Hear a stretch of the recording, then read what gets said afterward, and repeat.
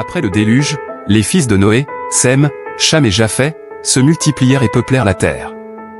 Chacun est devenu l'ancêtre des grandes nations.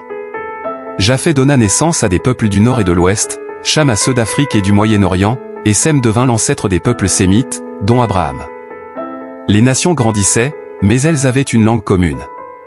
Un jour, elles décidèrent de construire une ville et une tour qui toucheraient le ciel, symbole de leur pouvoir et de leur unité.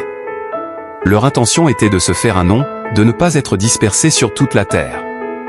Mais Dieu observe leur projet et vit que cela les conduirait à la fierté et à la rébellion. Il confondit leur langage, rendant impossible leur compréhension mutuelle. La construction de la tour s'arrêta, et les peuples furent dispersés sur toute la terre.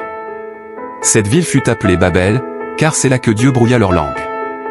Des générations plus tard, un homme du nom d'Abram, plus tard appelé Abraham, descendant de Sem, se leva. Abram vivait à Ur des Chaldéens, avec sa femme Saraï, plus tard appelée Sarah. Dieu appelle Abram à quitter sa patrie et à aller vers une terre qu'il lui montrerait. Il fit une promesse, « Je ferai de toi une grande nation. Je te bénirai, je rendrai ton nom grand, et tu seras une bénédiction. » Abram, obéissant à Dieu, partit avec sa femme Saraï, son neveu Lot, et tout ce qu'il possédait. Ils se rendent en Canaan, où Dieu promet à Abram que cette terre serait donnée à sa descendance. Abram bâtit des autels pour honorer Dieu à plusieurs endroits. Mais une famine frappa la région, et Abram descendit en Égypte pour y séjourner. Craignant que les Égyptiens ne le tuent à cause de la beauté de Saraï, il exigea à cette dernière de prétendre être sa sœur. Pharaon, croyant qu'elle était libre, la prit dans son palais, mais Dieu frappa sa maison de grands jeux.